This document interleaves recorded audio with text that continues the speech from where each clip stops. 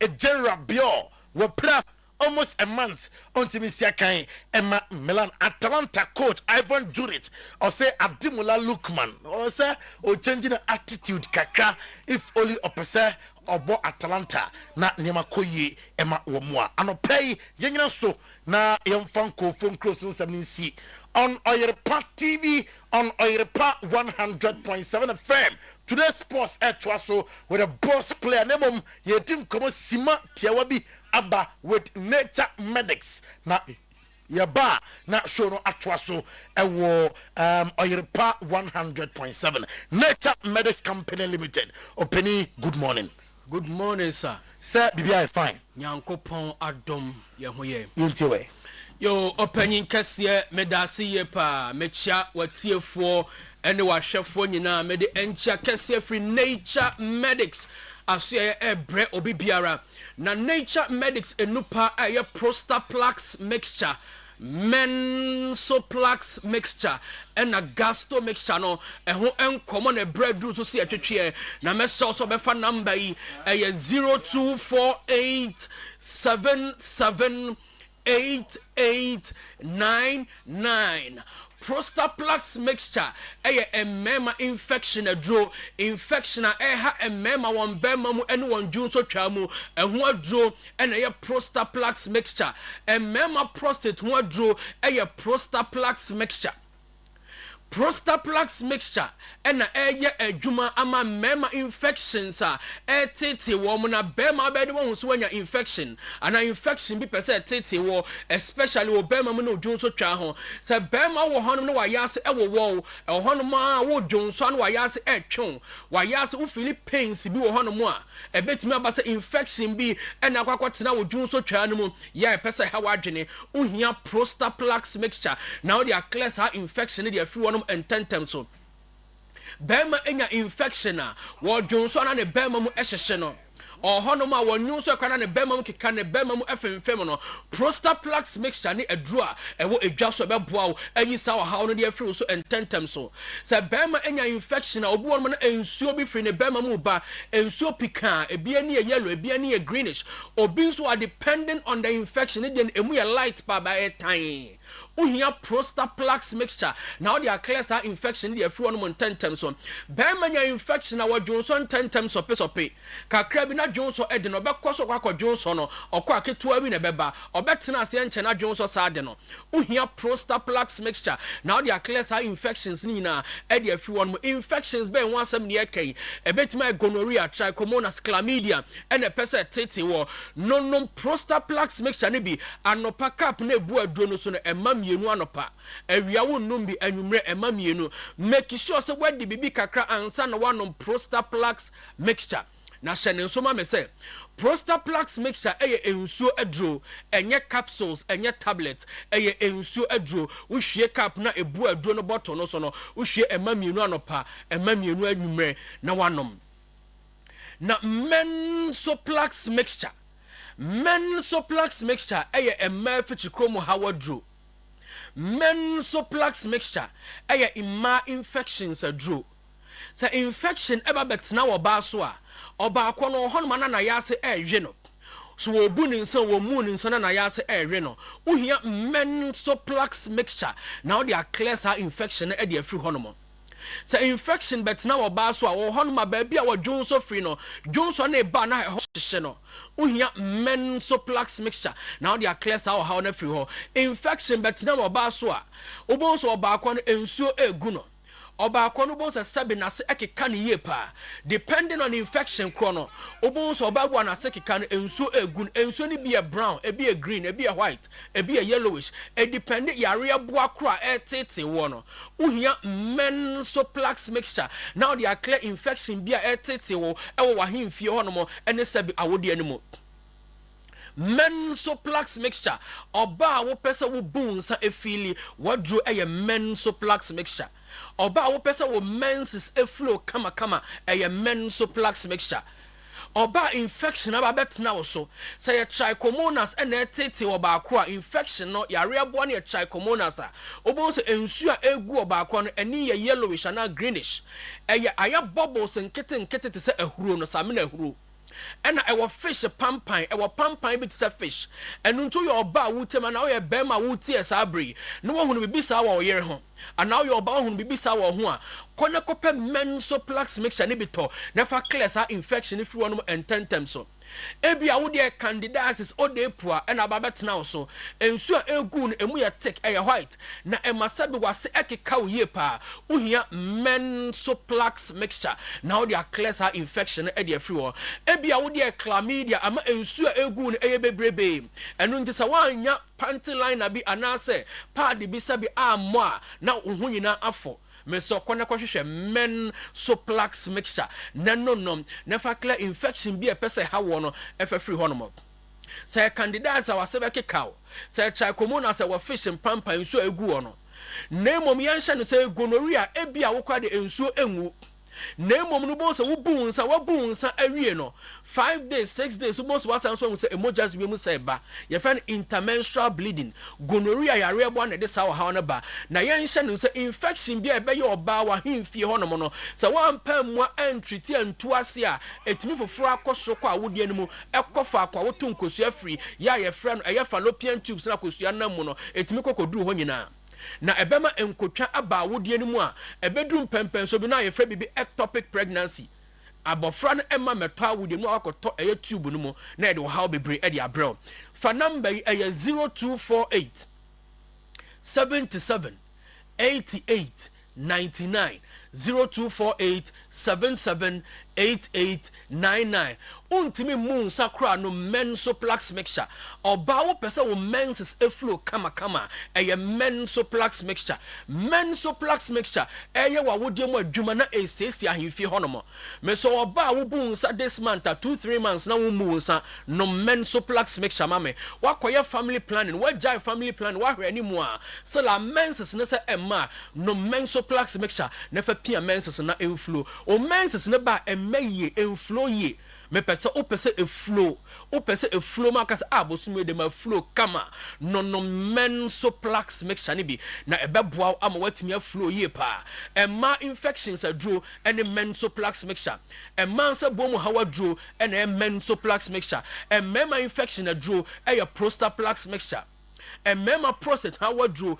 eye prostaplax mixture na gasto mixture eye wo yafunu yade adro mapa all sababet now so enfie bebre enko uhia gasto mixture eno miensa ya mabodin me sa was our conditions ya abobodin bia yententem ne ko pebito e wo drugstore herbal shop any pharmacy shop bia na wonnom sa nature medics eno prostaplax mixture mensoplax mixture ne gasto mixture obon sa ampa adru e wo honomo gasto mixture say typhoid fever and etete wa uhia gasto mixture all senti osotia na ete untimi enidi obo ano hyehyew obo efuno wo fefe uhia gasto mixture typhoid fever baba betena so enfie bebre uhia gasto mixture for number is 0248 77 88 99 0248 77 88 99 na me so wo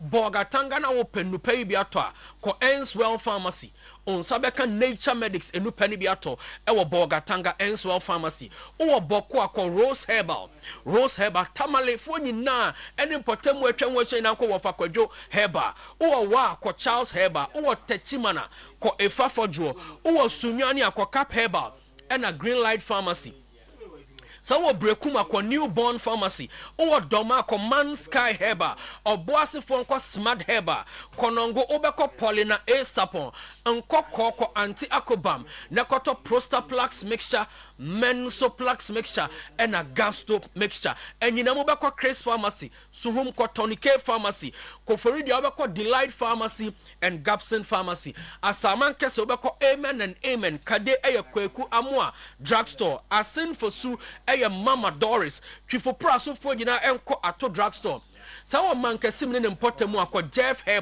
Jeff Herbal asoye okwa ubenya mensoplax prostaplax ena gasto dodo bia wo pe bia okọ Jeff Herbal asoye o mankasim awon sabeka Cape Coast Kobusi Pharmacy takrade ko Christ the Answer ka so obekọ Tribe of Judah o aguna so adru akọ Petrol Hills Pharmacy wase Kropon obeko Undefeated Pharmacy o bogo so akọ Unique Herbal takwa obeko Owas Herbal okanshi Drug Lane obeko Repash and Halus sa wo Ashaiman akọ Larry and Larry Pharmacy and Wedama Pharmacy o tema kona na boachi ho obeko Albert Sam o bibiani akọ Yan Herbal I wo bibiani roundabout no so one ma baby a Jampra e wono e hono ma na e wo o Kumasi akọ Kolinak Habme ko ho nyina akọ Paul Sa Pharmacy ko PFA Pharmacy on sabeka Prostaplax mixture Mensoplax mixture and a Gasto mixture ya mo baby dia Bora Herbal Shop Pharmacy Shop and a drugstore bia number near 0248 778899 0248 778899 so onyankopon e de odom edom yani a dasene ye besan so ahia ma crowd right nature medics ye damase papa yes apomodin ehun sem de ehia pa na ye toa so e de amamo na said de bia ye ka ehun asem no apomodin hia na emom ye sikasem enso ehia pa o sa ho yade no na wa hwese sika o de bebo ho bra eno nso uobi na sikasem no de bia meka se Odotobri Rural Bank ono ene ye trusted financial partner no ene ebema ye sikasem atumpon ede amaye de trene se uni no etu susu na edru bosumi mienu a o qualify for a special susu loan ni bi enye no nko a de trene so loan packages ahodo na sa loan packages no o hese ye ho behin han ye wa bra ye so ehia sika e de akodi ejuma uye koko kuani a oba ye be ma loan na de akwose koko ejuma ni mo me ba cho uye salary worker bosome nsoe ohun papa uhia kakra e de atwitwa ho a oba ye be ma obi your microfinance loan e de hye ejuma ye mu ye funeral and social loan eno na bia ya bafia na se nkwada no ebia school books bi kra na wo so to anase ya de bia bafia uhia sika akoso ano a oba ye be ma obi na fe ya ma transport loan uye ka adwuma upesika akoshem ye be ma obi Odotobri Rural Bank ya so ye de no me ba cho interest eda ho ne ye ketwa bi e na fe ye biemu e ma atua ne nkakran se de be ya oho ebetumi ahehan ho beto current account ewo anase be bie current account ewo ye ho na wato shares busumi bia no sika ne be wo nkakra ede amount Odotobri ye head office Jacobu afei other branches Kumasi ne Sometymer mu Obuase Bekwai Krofrom Roman Hill Eija Ebuakwa Santase Runabout Aswase Makru Agrekenzema Tafu 4 Mouth any Bantama biaye nyina okwa ubewo Odotobri Rural Bank branch bako ho 03220 91454 and 0243 710 784 Odotobri Rural Bank where business grows. Amen Scientific Hospital, the best alternative medical hospital ewa bibrim yen kwani ya de science abode mu nyansa pen ewura ebibidroye mu na ye oba ya so ya stroke ya de pa ye ho adwuma me ba cho ohu nipa bi anase wankasa utieme na enwodwe ya de ebubu agudam a me ba cho ba ye be mo asore ejina wo nan so ebia wo de ya wo ho nsem ye be mo awo ya de bia tran so ache boni friend chronic disease anase infection oba ye betu ase de ama ni nyina ne se ye de ugire machine so na eno everyone who ya de a how na ye de adro ni bi e de account e wo Amen Scientific Hospital ya so ye Kumasi Atwema Techiman kwada so fon ase ekwan so other branches e wo Ghana e 18 enchi Boga wa Bibiani Accra Takrade Tamale Atebubu Nkoko Sunyane ho Sehidebiso ena fe hohoi oba ho nyina obehu yen na odo yade aba na yasa ede amount o frey a ye number no enya den kra e 0277 00 1234 0277 00 1234 Apomodin Herbal Clinic Dr. Sam osia ni yade ni nyina ono ena emu wani no oye ho adwuma yie ediama no hu ade kama ade ben ewa akire o kenkan a na se IBC ediama wa oba ye be mo akenkan kama ebi ade ne eye pressure na se cataract ebi ade ne glaucoma ana se eye syphilis a oba ye be ye ho adwuma de ama wani no ɛno na yɛ nipadua ne kanea w'ani no ɛkɔ a kyerɛ sɛ wo kanea dum nipadua no mu esum nko a ɛna bɛto ɛno nti ɛna wɔ sɛ nipadua no yɛni yɛbɔ ho ban yie paa wokɔ doctor so yɛ a mebakyɛw fa blood pressure kɔ fa hernia ulcer gonorrhea candidiasis waist pain ɛna afei goiter kɔmpɔ diabetes so ɔyɛ ho adwuma ɛwɔ n'aso yɛ yɛwɔ Kumasi Sofoli sojafoɔ kwan ne so yɛne Assemblies of God asɔre no ɛna ɛdi animhwɛ ɛne Dr. Simon di nkɔmmɔ na anɔpɛ a ɛwɔ ahomatorofo yi so 0551 098961 0551 098961 Kangen Energic drinking water alkaline water baako pɛ a abɛpie mu wɔ Ghana ɛyɛ Kangen mebakyɛw pH no ɛwɔ soro nsuo unom a ɛyɛ nneɛma pii ɛwɔ nipadua no mɛboa ɛbɔ wakoma liver ɛne kidney ɛho ban ɛfiri nyadoa ahodoɔ ho da bia yɛka sɛ organs no sɛ gyae dwumadie sɛ kim nipadua no ɛkɔa no ɛno nti ɛna wɔ sɛ liver kidney no heart wobɔ ho ban abere bia wonom Kangen so no a ɛbɔ ho ban ɛde ma wo Kangen wura wo nipadua no mu a ɛyi acid film yadeɛ ɛntumi ntaa nipadua no mɛboa ɛma wo skin no yɛka mɛboa ɛma anyini frɔmfrɔm ɛte sɛ akwadaa foforɔ no wopɛ Kangen so no bi atɔ a fo ne kyerɛm ɛwɔ Bremen UGC anaasɛ Tafuni Road Abawaru Junction Lizzie Hotel Santasi Runabout Pakiki ɛwɔ stadium ɛna Sumankwa Ahini Junction ɛwɔ Ashtown hɔ nyinaa wobɛnya Kangen nsuo no bi na wato frɛ Kangen ɛwɔ 0241 44 9191 ɛna 0507 37 9474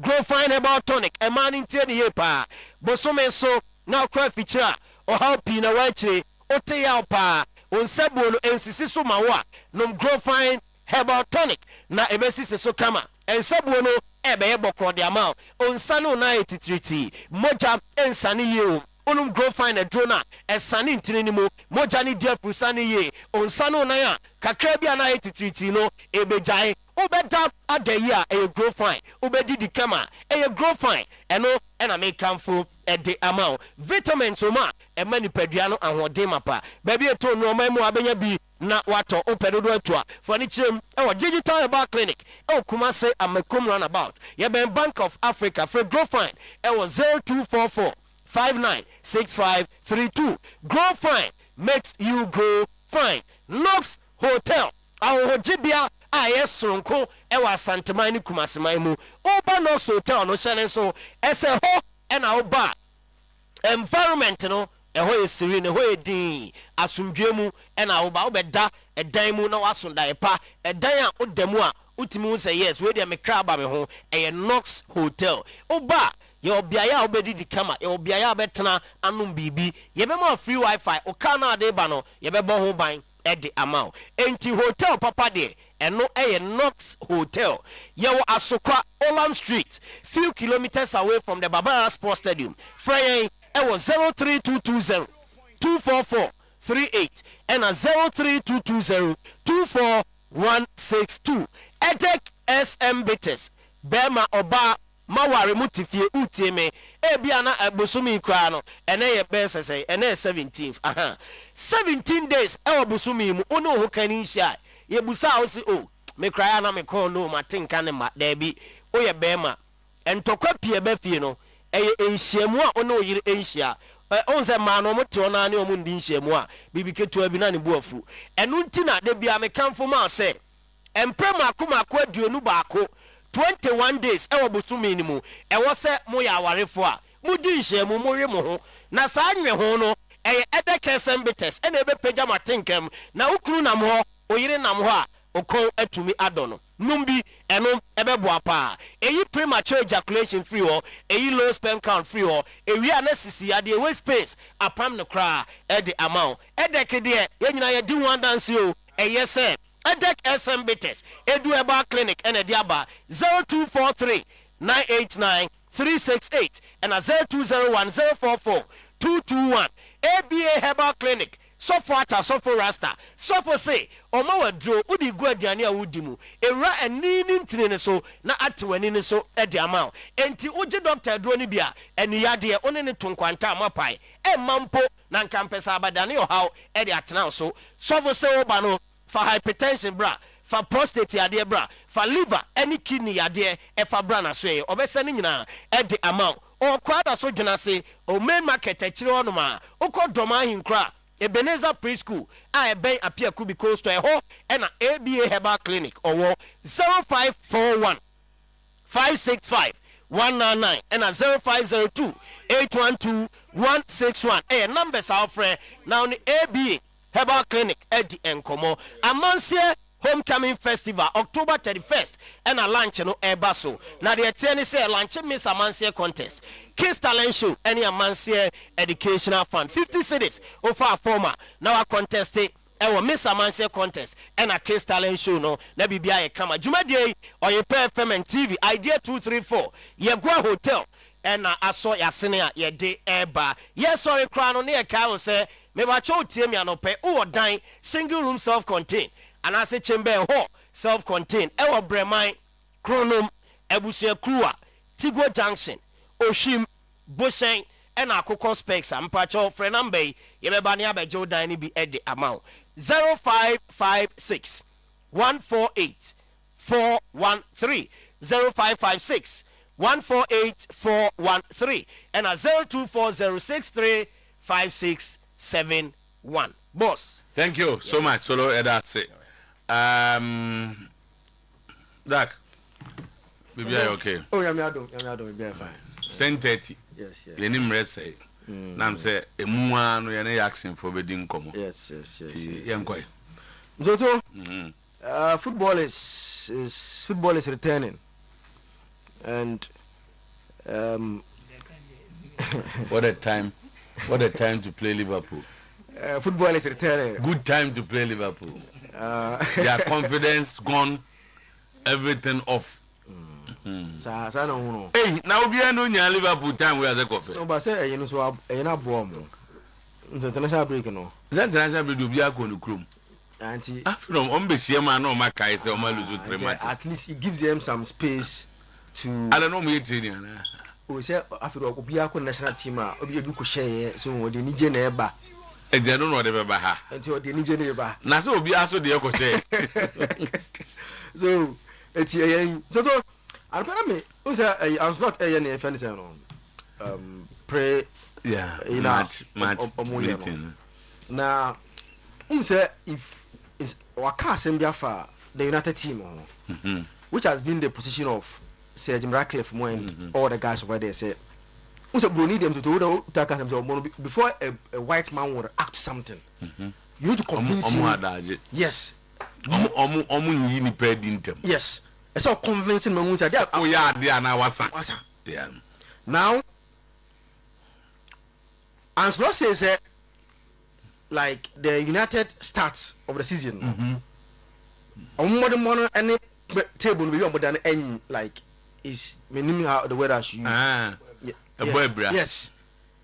In terms of Bona, they should have been in a better position. Yes, than where they are based on the games that they play. Okay. And that's been the position of the United board on Ruben Amorim in terms of why when people are making that he say he should sack, and they don't know. And I could based on data because they believe in data. Data doesn't suggest that. It doesn't suggest the team is not playing well. But the team is not getting the right results. Yes. And also to me, it decided. They think that the results are man, and yet because of one the system, the coach, but things that 1 or 2 issues be if the team get it right, they will do better. Okay. Number 2, they are born again. One of those the discussions now across one. The first one here, Premier League based on the expected goals this season. Based on the quality chances that teams need. If they were converting it, expected goals this is in the Premier League. So born at the United leads based on quality chances that they've gotten. I think go no maseno. 14.02. Come the league table. No league table. Okay. Based on goals. Okay, so Premier League table based on expected goals. I say come you that first. No, so where goals anka. Next Masha Munche. And you almost say I come that first. And I okay, just a table for expected goals. Expected goals. Okay. was it Premier League table based on expected goals. On say ya koyese senka expected goals by say nanka table nete. But you are telling this is just yes. Okay, 14.02. Crystal Palace 13.85. Arsenal third, Yes. 13.7. Liverpool 12.92 and Chelsea. So these guys are missing chances. Yes, and now Osha over the league table now. Arsenal have scored 14 goals from an expected of 13.7. So they've overseeded the quality chances at Omunya. Actually, more than that. And you know, I just said they are doing well, even though Omunya chances they are also scoring from not obvious chances. And you know, goals and commotion they've exceeded it based on the data. Sanity, I say That is a first ninja. Now our analysis. Oh, that's how it is. Okay. The system goes on. But Fatuso na now so far, so to look at it, United have scored only 9 goals in the Premier League from an expected 14.02. So in based on the quality chance of one creative, like I said, commercial 14, but now they scored 9. So where they are going? Oh, they are now can they So to Liverpool have scored 13 from expected 12.92. They've exceeded the expectation in terms of based on chances of creative. And so we owner now the Adobe 2 anymore. So look at these statistics. The system ain't a problem. The course may not be a problem, but how to get the guy scoring and so the front three, no, a front three of especially new players now. No, I'm able to get Kuna, Umwemu, and Sesko. Oh, okay. This thing was expecting at the early stages. And yes, here, Zach, as my make saying to say sanity. All things being equal, say goals near the determined league table. This should have been the league table. If you had converted as expected, and causes saying will be at that. Yes. Taking away issues of defensive blunders and all that. Yeah. It could be a saying go said the sepata league table. Yes. Okay. So based on expected goals. Okay. Now, one Emma with the other one, no, you will see something. This season, shot on targets. United have more ball Akopomu keep action than any other team in the Premier League. United starts. United starts. Expected goals from your first. Yes. Oh, Najibo mo ya mo gombe se me bia na obi wo. Okay. And Friday. So but so abadia o mrana. Because they say no. I say I'm being bamboozled. As I say, no men tiase. And as I give him now. Expected goals first. Yes. Shot on target first. Counter attack first. Yes. Touches in the box second. As an air first. This is in terms of touches in the box. Positional attacks third.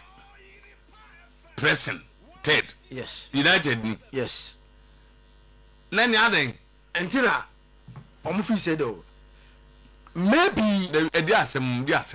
Say the asem. No, what's the problem now where one errors that's United any question come you show because now why are they making the errors? Even though they are not scoring more, but one saying keeper no so any mistakes here. For example, the Arsenal match. You na koyo no. I'll tell you. Just look at the Arsenal game. Oh, the United answer. I said there were chances Mrs. on to say we. Arsenal could have scored. Now match is Arsenal their chances, baby. Let's go back and look at the statistics of that game. Back home. Almost Arsenal had a lot of chance. Goalkeeper saves. I will say one man on a basso. So I'm not to say who said the issue came about Savior, even though more last 3 games now you know. But already now people were saying, oh, a game that Liverpool all the way based on recent games, you know. Even though last thing, I'm on the board draw with against Liverpool. They refuse say, oh, a one-sided game. Then he says that based on the United team that he has watched this season, he thinks that the league table will not reflect on what and as a ball on my ball on the field of play, and it's going to be an interesting game. Yes, I agree with you, sir. if you are United, there's no better time to play Liverpool, especially the run of 3 games now. There were a lot of a bit more positive psychological effect and negative. The positive one is that they can decide say now we won't lose 3 in the again. Yes, 3 in the Premier League and I say 4 in all competition. Unless you play a modern muscle now you get the winner was how much you know. The negative is that it can also affect team modern ball. Now maybe affect team no. Now say born actually is what me the sell man. There's a worrying concern about sellers form this season so too. Now the feel say if you think yes eba no the early games no goes ne buy. When he decided to start rotating on a anything Ishak Ketike so atiako unse the feel say the run of form na Ketike enya no na can go ka or risk that changes note Ishak and Menumi ya no. You should allow a Ketike to what move on for a period of time. But yeah, this kaka say akoto Ishak aba. So untimba no kwatana nche say Ketike mbobo no. Ejina say odine Ketike first Ishak ebem. Now so they believe say one person that has affected their season ne pa e Mohamed Salah. Enka what Ketike Ishak go to no and Ketike there eh Nanseyana article by onya very good start. Ishak there so far enyam fae. No, what about it? I think he's played 2 Premier League games, Anna. All started. So make Ishak. Ishak I think he has started just 2. I'm say bakuno ba mo asset no. Into on the early days here. No, one day but they are looking at say omo nyina no what they are going through recently no. Na ka brante we form no like it used to be nobody will talk about Ishak Obiambo Ketike din. But now there's pressure on Ishak because sellers numbers to table form. Now to show your screen show BB last season catches now or average 49.7 Salah. So far or average 42.2 catches in the position boss. Look at how it has reduced drastically. Now average 10.5. Now or average 5.6. Shots. Now Salah average 3.5. Now Salah average 1.7. Chances created 2.4 last season. This season 1.7. Goal involvement last season 1.3. It's last season no. Now Salah average goal involvement in every one game 0.3. Every game piano Salah was involving at least a goal. This is in 0.6. And expected goal involvement. You know, even though your season too early. But the thing is that at this stage of the Premier League, you know, Salah forms a huge concern to Liverpool as a club. Because Nanka Ishak struggle with no and Nanka Salah is a goal no bar. Because Menyes was a Liverpool for now no thought says Ishak was coming to take the shine from Salah. Yes, he was coming to compliment Obia effort. But no meaning say while Salah is there, he's still going to be the poster boy. He's still going to score more than all those players, you know. But looks like I said now, Salah so goals, you know, and then the modern bono is not like it used to be. And it comes back to whether the argument about whether Liverpool should have sold him, allow him to leave, or give him contract, you know, was something that necessary as at that time, you know. Because the one thing that you know is that if Salah was Ferguson, whatever goes that the watch last season in common contract extension, no. He said, Omono, they believe in the right time for a player to move on, irrespective of ball or ball. They think say play piano and what time that I see John Moko. But Liverpool share goals now the moment last season, no. And a man that contract extension, no. Yes, early days yet, but maybe Salah can recover and start getting them the goal. But so far, it looks like every aspect of the ball, the piano numbers, no, they performer, something that fencing week now, and I think another warning starts, and that's the numbers. Jokers so. On say, almost as you almost say, Nancy goes, you know. I'm saying after the first 2 games now, trainer goes to the buy, I call games, both national team and Arsenal without scoring. But we can Arsenal boy, Fulham, Arsenal Fulham, Fulham. Until they've started. Odegaard is out injured. But also Odegaard, Arsenal supporters feel say one of the idea a few pound getting quality replacement at any other position if Obia in Noah. And based on so far the best gamer is Abo in Arsenal shirt when he played in that Odegaard role now. Or boy, until when Odegaard is not available, at least Eze is there to play. I'm saying recent games as a goose, the drought, kakra. Okay. Almost a good drought. Goose no balance. No more day. Almost one nature or no GB. Oh, I know more. Oma Miomania. For price only by a 10 you. Oh, plus a one. I said, Nancy goes to know. No more all the clubs. Okay. Almost about Newcastle. I think he's scoring. What he marked the another. No, is who's in the height? Who's in also? And I'm through what pim or the Tottenham. The same one of Germany. Yeah, Germany. No, or boy, no pim or the Tottenham. And who's it? In that come back to what Ishak again at Newcastle and over Liverpool. Now the guys Ishak Liverpool because team is now born in Ishak. Now they have a new striker.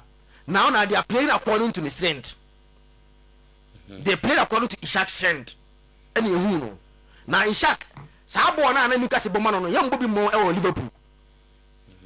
Now Newcastle are changing almost start to play to suit Watermadi, who is now their number 9, and he's getting them the goals. It I think say okay. No, no, I'm saying 1, 2, 3, 4, 5, 6, 7, 8, almost 8 matches in here. Joker go. Also the last game no share against Nottingham Forest. So I got 8 matches, both national team and Arsenal without scoring. And I'm a day yaba tea. They no more here now. A goals are watching. So I think they will look at the number of goals you have scored in the league. I must watch 3. I said 3 goals. And the strikers send us a channel. Oh, say league. Because answer now we generate topics like this. So now what reason? Because when you saw more buy, I be watching the end. Even share 3. Oh, so far, so why should he be? If we okay the mobile and the so over average, have done better than him. More strikers now on by Premier League. Who average there? Go average. I say a bit. Go there. Semano 8 goals. The average rate. Was started. I was say in a season here. An average. Because the whole person, the focus of Canada was 2. And then them better me say top strikers or more Premier League. Yeah. Our Mujidi ahead of the season. Obianje 3. Oh, who can answer was 2. Omega make playing less minutes. Sesco, Gokaret. I was 2. Playing less minutes. The last minute in the environment. Okay. And I had to go check minutes. And you almost count of what's him. Okay. No Munyan again. Good morning. I almost say I don't go for any baby French league. As a man who baby. Say Canada for now. Definitely from a never French league. Almost China be almost a BBB 1 and 2. Who say Canano China Sunday if anything. The other DSTV. Number, they say, yeah, go to your compa plus, and they say by force a premium.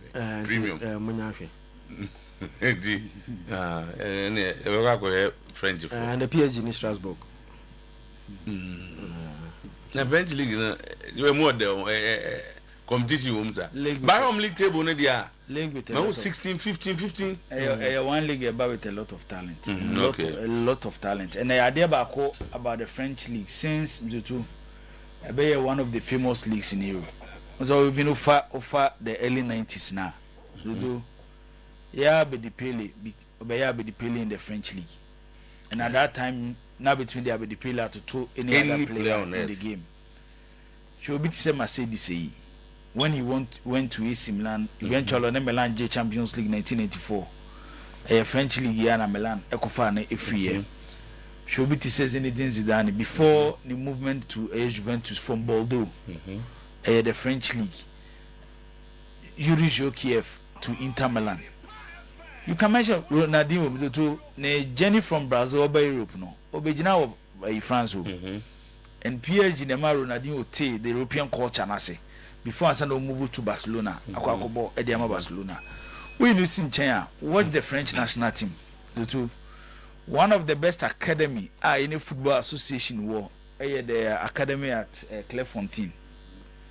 When it comes to academy structure, not few clubs, but yefa se club will be a proper structured academy. I'm not sure any country in Europe a well structured academy than France. Nti enyanwa say every single year bia you be the two transfer windows, the summer and the winter transfer window no. French league ninya see because talent there untimi ntonkwen when it comes to the French league. Nti a liga okwa yes, you are not going toward the current superstars, but you are going toward future superstars. Ube the future superstars. Nti ebenya adaje na misutu ya hwe ni yepa. Bibiki to be on anopema baba isa say Real Madrid forces say the omo bebi akonya autonomaton the 6% of their shares. Na decision we there 78-year-old Florentino Perez obebre obebre on a proposal say club na nyane dia Real Madrid no mzutu is registered as an association. Real Madrid nye limited company. Etuko Spina, Bilbao, Osasuna, Barcelona, Real Madrid. Omoni are registered as an association because the owners of the club are the socios. As at today, Real Madrid socios, if I'm right, omo 60,000. A quite many first running Real Madrid. Remember that if all running Real Madrid are a true sponsorship, commercial partnership, merchandise sales, television rights, prize money, and a ticket sales. And for one who seek our so a Real Madrid president, one to me for Sika Mesha Club. Between 90 to 95,000. That is perfect. We are president of the club. One to me for Sika Real Madrid. It's not allowed. Florentino Perez is one of the richest men in Spain. About construction, we dimutinti my pa. The Sika when na to on to me for Sika Real Madrid. Adana able to know. It's a club and rely on the president. So shows you how come as me. I'm to tell me between 90 to 95. 90 to 95,000. Omona what? Yes, Omona what the right to elect who becomes the president of Real Madrid. Now these are structures we are here, Juma. It's Real Madrid there, a club, a supporters no more register on the team the Yomodia. Sana Barcelona tier. And no be say Fabu sense was Mr. Tournament near Breton say. But it's the same model. You bet me do. Abia, how Real Madrid is being structured compared to Kotokodiano, a difference, baby. Difference, baby, say, wait there, a social soon a quarter of my club. Kotokodia open sodia. So tell me, you. But say, baby, you wait, Libby, a few of him sauce because you may go up him sauce also. And then so person we are Santiago Toko, Abia, CEO, and I said the president of the club. Ruto, you be a nomination. Yes, if Abu sense for nomination come and share, you go through all the process. Abia ni part 3, and I mean, you almost qualify. Then the registered members, AF Abu census members, no more contribute to the club. No, near Mama Kotu Muswaba. No more the next president of the club. It is a war bar because club near well structured. Kotokobetimi rely on sponsorship, commercial deals, merchandise, ticket sales, sponsorship. ɛno na wobɛhwɛ so de ayɛ team no wonim sɛ currently to the revenue Real Madrid made 2023-2024 season more than any other football club in the world. It's the questions associates ni buso won say na yenya sesika we nyina ade na so kobie ho kakra am obi abaji 6%. They lose control over the club. Upon Ejuma wa ye nyina the second coming at Real Madrid. How am so to the Real Madrid abegina and they adding Eddie mo bi so be contest for Florentino Perez. Baby a wo push kon airtro. Because the Real Madrid socios to enya de omo beti ase.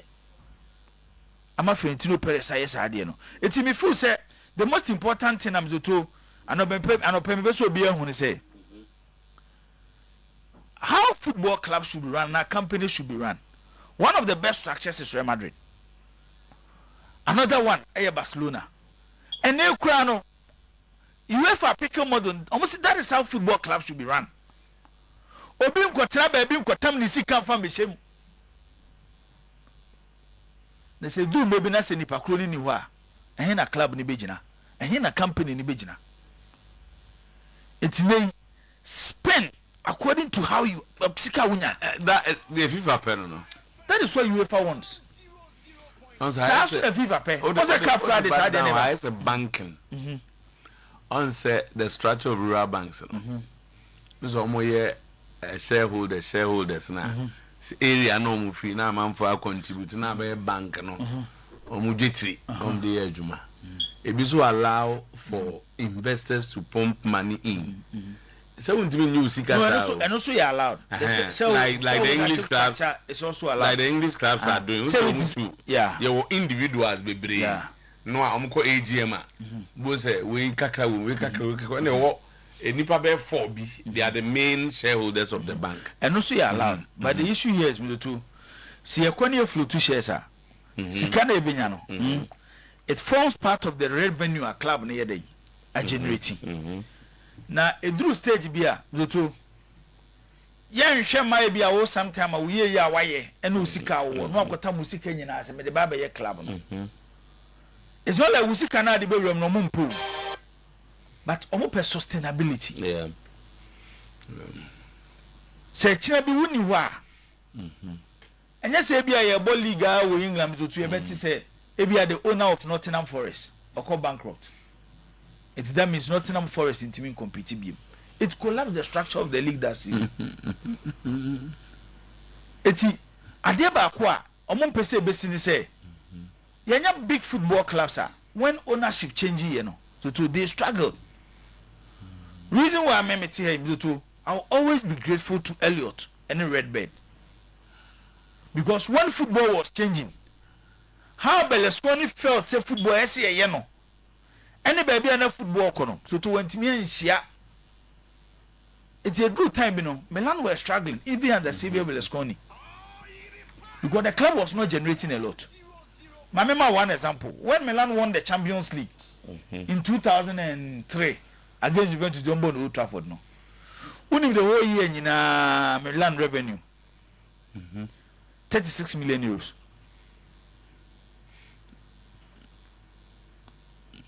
That time na sikana no so bo no musa there be sa breneska wo bo mu ba wonim di ntia sikana wo bo mu no ye di gina ho de ma president na and the owner of the club Berlusconi di ni sika beba Massimo Moratti di ni sika beba etu de hwe Barcelona hwe Real Madrid so to the watch these two clubs se nyankopon nyamai ne da so ti asase so a these two clubs will exist till thy kingdom come. Enti entokwana Florentino Perez awoka no ano den ba me feel say they are no pempese e fa no mu ni say ye koye nim no what you are saying 36 36 million euros. You see that year Man U made 172 million pounds. So just even after winning the Champions League, yeah, Milan's he was not thinking about the commercial side of the game. Strategies were down. Okay. Almost say that proposal now they say you want to split split into Real Madrid into two different entities, separating the football side from the business side. In this way, socios will still technically retain ownership, while investors will be invited to purchase shares in the club's business operations. It's a bit more technical. I don't know almost what Mompeno must have the moment I say, say, based on the amount the club is generating. Now, he's not able to compete with the state-owned clubs anymore. For you know, that's why he's telling them. You can't report. See, I finish in our swan. See, I think is maybe original. He want businessmen to be involved in Real Madrid. Also, some business operations. What the money mo to my bar, mo be mo be as you are doing. But let's do more business. But when you be almost ordinary. Say you stage 1. You go stage 2. You do 3 and 4 and 5. They will losing their ownership. This has been in the anyway, this has been in existence since 1902.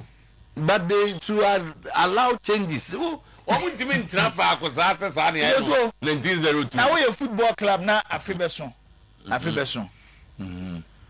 You are generating over 1.5 billion euros. They can do more, which is the highest in European football. Which is the highest in European football. Almost exhausted their potential.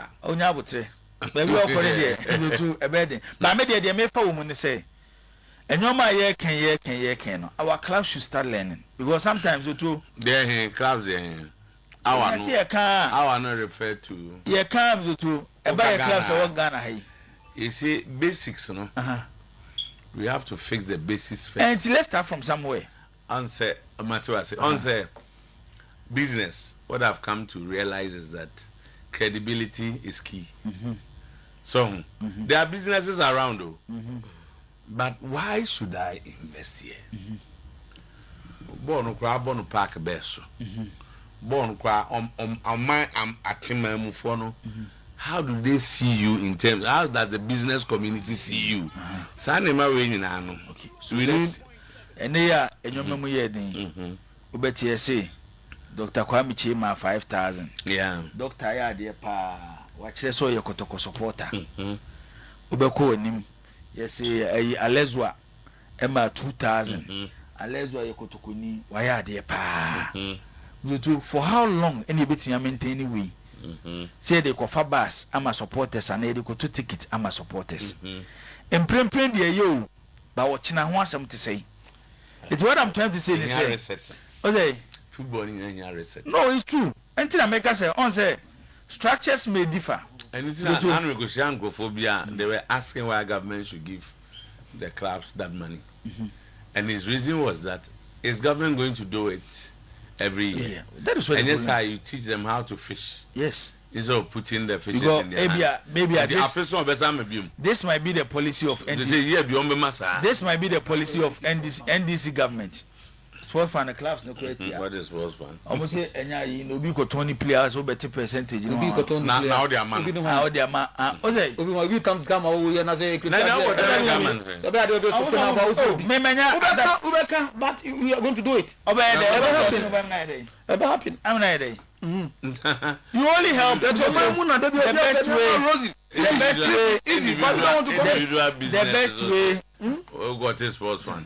That was why that was why you come to pass. Time or Sajibo's own club. And I say I buy this squad. First I'm go back Africa and then one club. One club. They were paying the African club abandon okay. Now Abaji gate. No.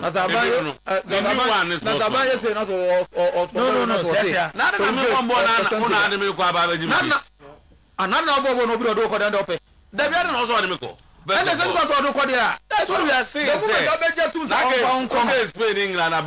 moment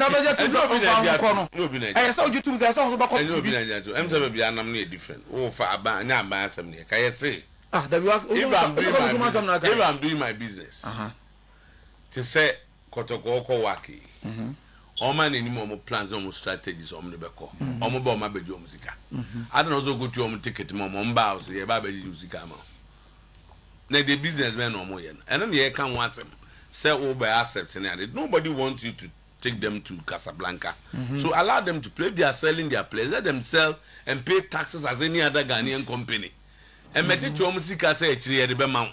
Nti ade ni bi ne sem tutu Musica say chere mo. Yesi bo na mo ye. It will be done. Mama bo ne nya kono because e agura nipa bebre edi akire. Said the corporate world will accept it because ade ni pedi akire bia no. Companies be person mo do mo be dey. Me nya sure say tutu the amount of money clubs like Real Madrid, Barcelona generate every single season. You were other registered companies are tutu ebi omo compete with them ewa ada marketer omo betimi nya seska no hwe ma menche wade bi zotu asema na ase kan na o defend no se ye problem ne koye te se ene ya asema si ye koya ya solve ekina na asema na ase pi onse Ghana sa na ya de ayo asema si na ye ko solve ne de no ba ye hwe ne de na solve ne kina ehe na de beko.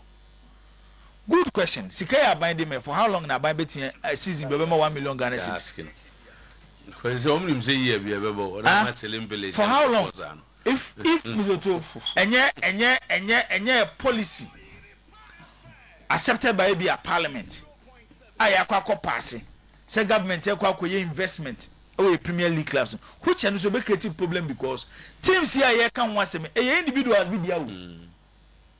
Other sectors will also raise up. Yes, you dear Guaban first cabaret. Yes, you are finding a juma. It was a bedroom for some command pharmaceutical for Nibi. In terms of Mujibia. And I make us other sectors to be P. It's the best thing to say. A buy never share. Or money Fino. Your clubs need put to a proper structures.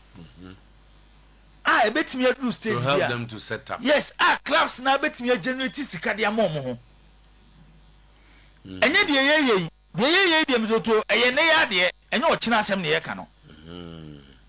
Bows are car bad, yes, so much Samu Majina. Netrino. We know and yes, some springboard beyond original. A bicycle, I don't they bully. So wouldn't himself bicycle in Inequa. Into me for bicycle, so Debbie. The Damon woman in Inequa. Nanyana was funded by an minister, and they can once and dear son of Dikankai. So what's one a better today? Or say, areas need be attached back, Pani, no say. Clubs of more Ghana had transfer players, Grana. That's what we don't see and transfer play him. Say Ghana player transfer when I go. Oh, say, no, did you see Keshima? Nay, a yap, say, baby, I bet you own your money. Get and go phone call.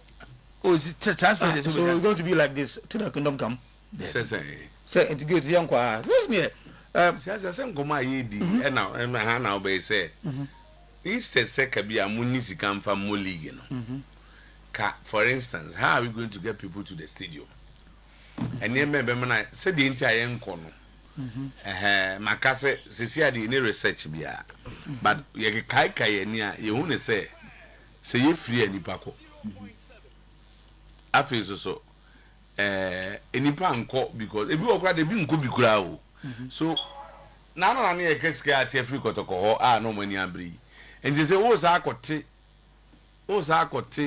says you can free him. Kakana or mania comes on 60,000 a month, and Nubium now was Zakote. So, and Ambabia, a buying Tissicana free no. Omunia one day, that's the point I'm making. Omunia one year, Nipan go back in Wakote, transfer the Enkai. How many clubs now transfer players at the end of the season? And the rather no Kabia, yet show me how go for your money. It is a minister say, Obama go for Kushia England, say the EPL for a man for Chaya and Hoka Krapa. Oh, that's recent. Oh, I read it somewhere. Oh, I'm saying, oh, Nras and Rechia, I said, Obese Kushia, the model, how the EPL and others are doing near Kuibi. And we in can say, go credibility.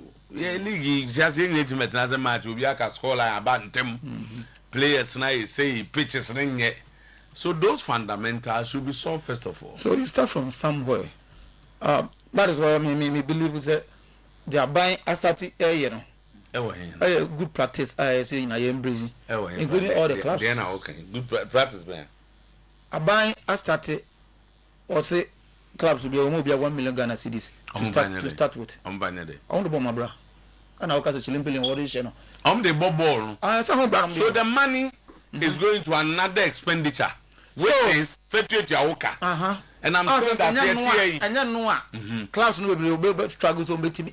So excess season end there. Says you can spend it. This was our brave if you want us to maintain that level. So that is why I'm talking about that sports fan. Very key, no. Another discussion. But I buy instead of what can baby say. I buy free say be a so massive from the start, right? It was we are moving on no. Now you pay be a sustainable. A bit to me, abwa ama clubs no. At me, I depending on it for a very long time. So there's a need to create a sports fund. Sports fund no. You better to be free. You better to be free. Now. I buy this kakakra no. That enthusiasm no eba. My clubs no are functioning to some extent. One raise your performances no. Once that your performance no football raise no.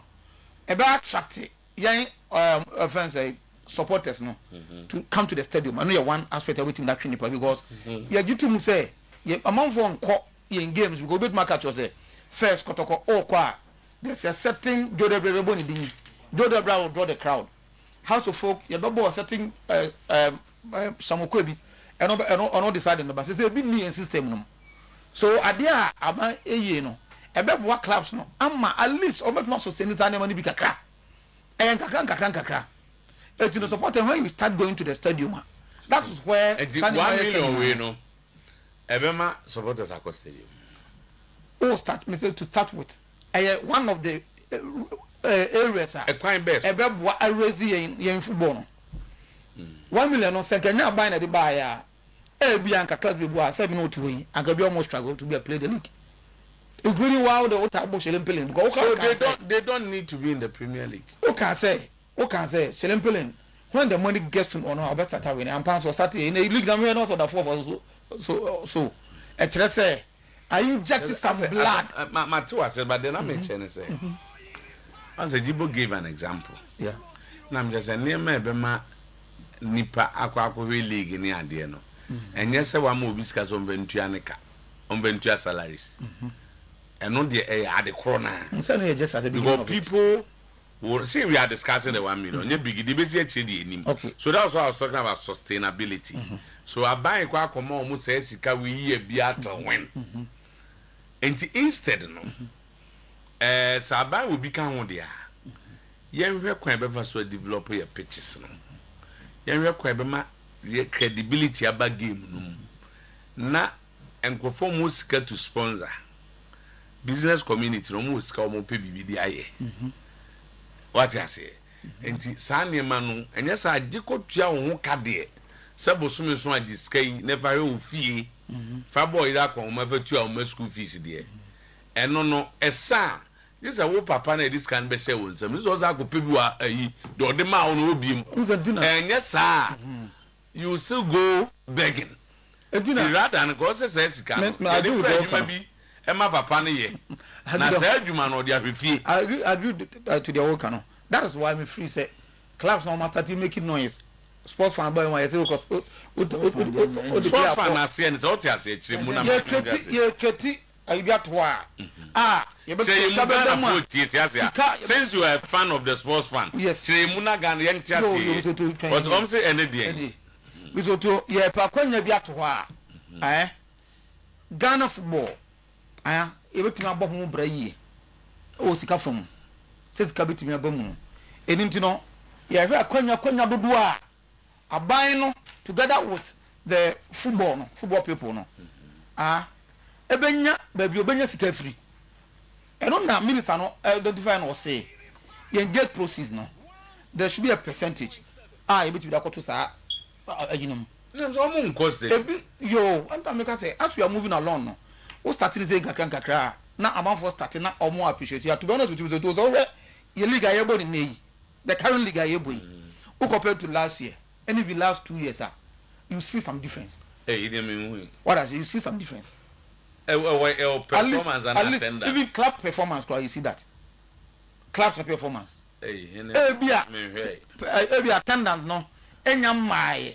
So But the you clubs get are doing better this year. Saying I can see that this particular year. clubs being I can see that. clubs being. I see. If club be a modern more basso, and just say the clubs are I'm doing talking better. about the general performances of the clubs now.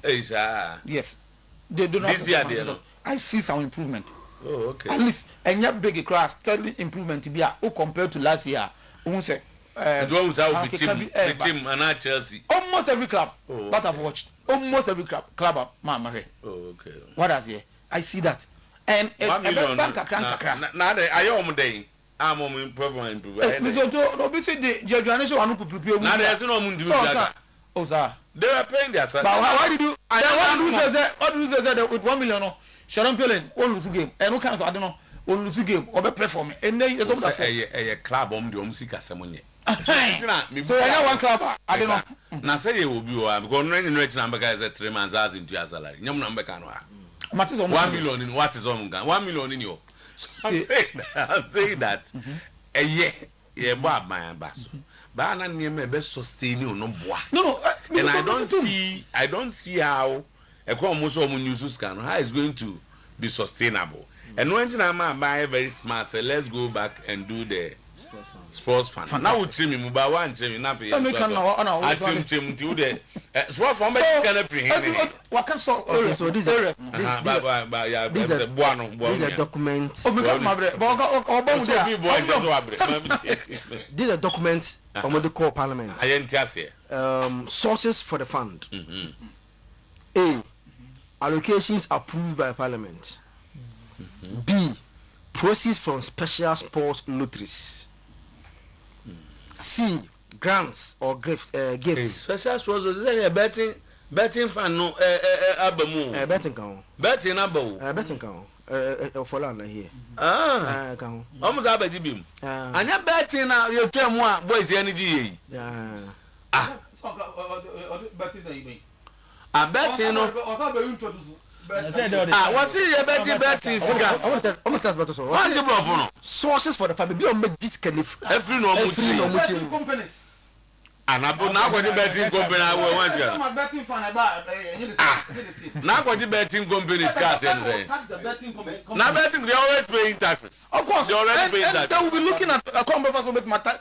Take cable for the Momo number cable. proceeds from special sports lotteries. Also then Proceeds. I can say proceeds from special sports. What has that got to do with taxes to government? Any They will brought for that on the minister and team competition. But on team. Or say proceeds from here. special sports lotteries. It will tax. But the proceeds as say. Sika ye free ye free on conform. Sports lotteries. It don't got tax as a So, you know, another one, no. And unless it is an omega in your one, you want it. Oh, that could be. Okay. Bakwaba. What can they say? Say didn't solve their problem no more. But see, no say grant, gifts, donations, scholarship, and other voluntary contributions. D percentage of revenue or tax from sports betting companies. Good. So, Yes. Back on Kuna, we When the sports still until it gives that's what can. Okay, first one. And what can Also proceed from special lottery. and we are clear. We are tax. Percentage from special tax. You know, first betting companies. We are tax. Betting companies tax on government.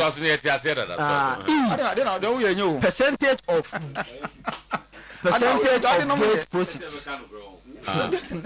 Percentage of gate proceeds from sports activities. F. Percentage of proceeds from transfer of athletes in Ghana and or of Ghanaian athletes abroad. G. Percentage of proceeds from sponsorship of sporting activities. H. Percentage of support from international federations for local federations. Okay. I percentage of financial gains of national athletes and Ghanaian athletes. G, percentage of proceeds accruing from competitions and tournaments. K, percentage of proceeds accruing from certification of athletes, sports federations, sports professionals, sports clubs, sports equipment, and other sports logistics. And percentage of taxes and import duties of commercial sports vendors, and proceeds accruing from investments of the fund. And the last one, any monies or properties that may in any manner become lawful, payable, and vested in the board of trustees for the fund. And to win so what is ambiguous about fantastic.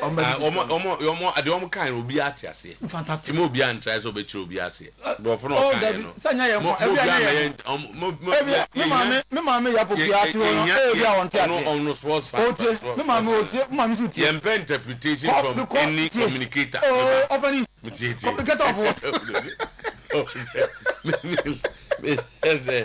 Rose don't go say it's not easy at all to explain how you must by all means love something. Me name the Obuikadi or say I agree with you. Aka or see in Morocco the government gives each club 1,250,000 1,250,000 annually, and they still have sponsors money to take from the league. Is that not what you are saying? Okay. And I'm putting the question as you're different. What I was saying is it is not sustainable because I'm not sure as a sports fan. No, I'm about to use the amount a start league, and that's going to what will happen for. Rather, the club should be self-sufficient. A crime ben near the best settle upset a bear china. I say what could school away na ya both victory. I was a victory instead of said da obekwa diska. And this advice for 1 million for how long? And it's a government policy parliament there. Zamrada. Examples are buying for Phobia about say media way there meaning. So I'm expecting say if you are a sports fan, I we are near both victory. Now I'm making sure that there are good auditing principles. I bet mama say be a scary and find your way and find your way. And yes, sir, league no move by then. Over a fairness can be adding the ever survivor. Tie be no. Na be PS scam clubs in the Nanso no ye unsa crabia. And ye must so ma attraction e ba no. Now no am both one crack as a utie was a pictures they developing. Na say ma stadium more attractive. Fantastic. And how is government going to help improve stadia and facilities? So you see that's how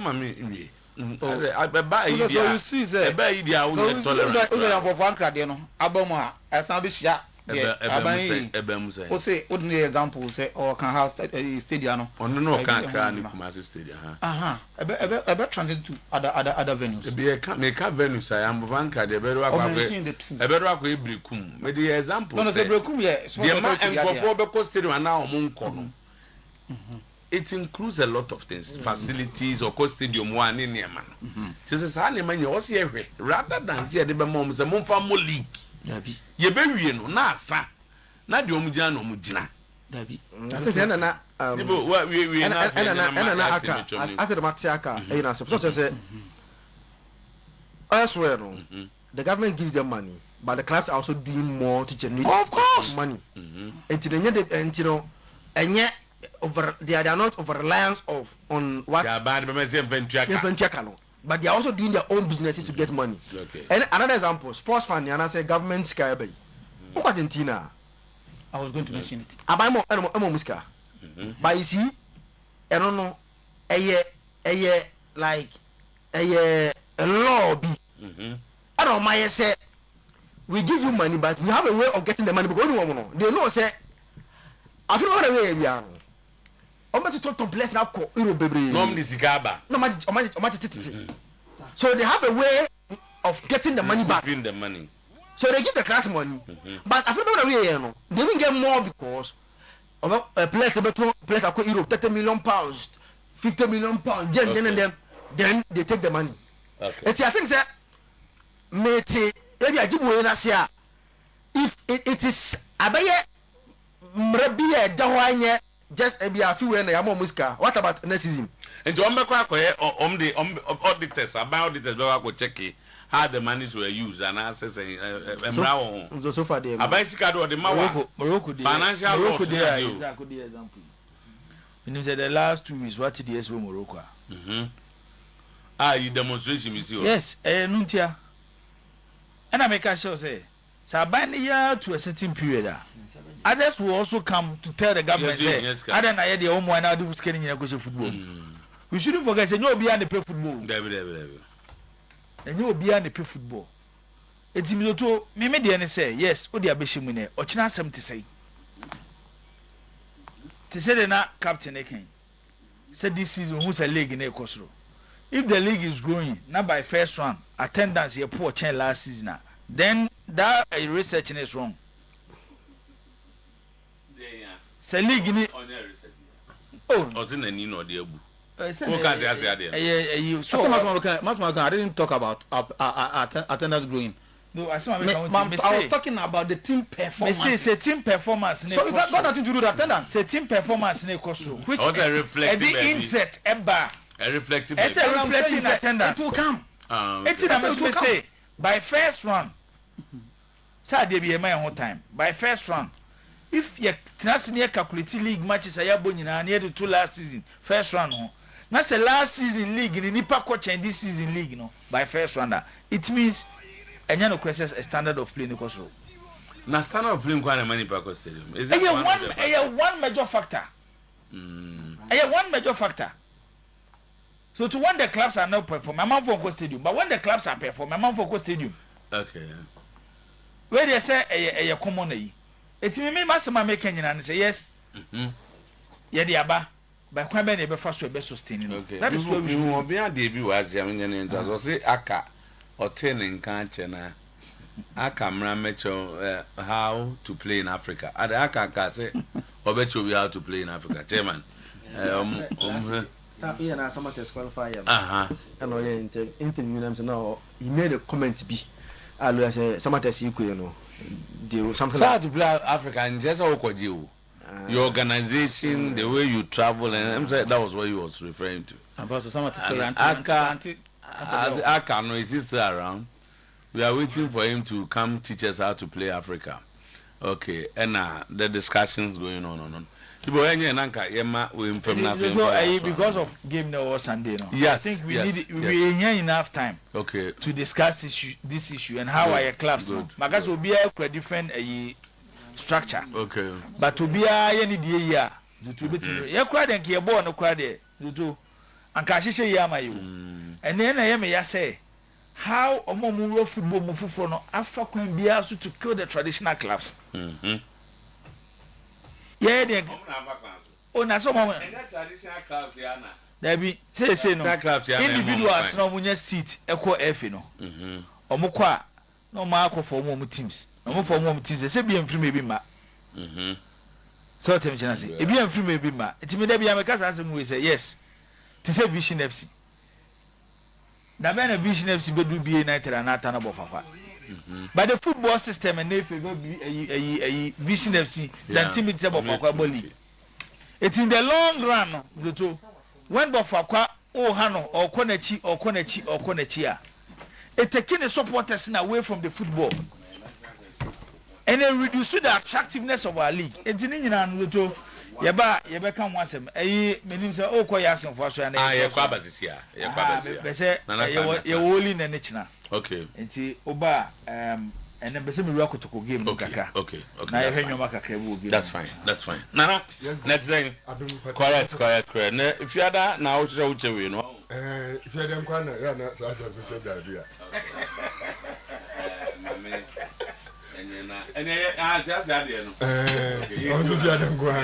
and that's why. Yeah. And then, Yabia, if I say, Ubia, a how a dawson, yeah, catcher say, to Yaxin, Mesha, Yaxin natural castles, Yaxin product, they use. No, Yana, Mema, who say, a drone now, water, Sebia song. And yes, ye ka kire o se konom kwa na mom ye nim ye duro no be ya ma wonti ana ya e ka kire wo ti wo a wutie ye radio no so no 0244 723541 0244 723541 0244 723541 na wafrɛ na wo question wo how wo baabi a opese Nana, I'm say o microphone, I'm say sound no. Eba wa ham by eko krubi so and go krubi so nti mbacho use we na enya wo baabi ayi na. Why? The proposal from Madrid is more akin to German sport model. Where sports side and business operations are separate entities. 50-50. Yeah, Netherlands started copying this model as well. On say, and an American say, yeah, do your sports. Let's use Real Madrid to make other businesses. Timo Sports, they're money born, but we have now created a big brand. How do you make money from the brand Real Madrid? So that's what I say. The leadership on. But sometimes there are not problems the leaders facing. Say, you might have the idea. Maybe I'm so pushing. But the people should go with you. But the people should go with you. Yeah, Maybe a Santa no money won't call. Maybe a change will be untrue. Sometimes we don't use the country. The change will not come. But when you're there, so now, yeah, go ahead. That's it. I know. Fitted and happens. One and almost a momoka. And a 2 years is come. But so yes, come more, mom. I didn't so offer. I didn't know yes. I feel yes, and to say, Yanko. And then said the medical above watching a drone, oh, no, madra, the bebow, ne 2 years they are sick. The beer may catch us as a mammy beton a bit, and no tom now or catch a down for beside now cotomu we bring me a nature and coy. Nature say no one being so. By idea, say, Obi. Yeni aye ye dru no de oton adru no ho dodo na onu na ma manfo hu se enioma wo ka de wo ye no ho asem ene wo ye eni nti ye ma wo hu se yade no ahodo no ho adru ho enioma ene ye ka kire wo Jackson mesha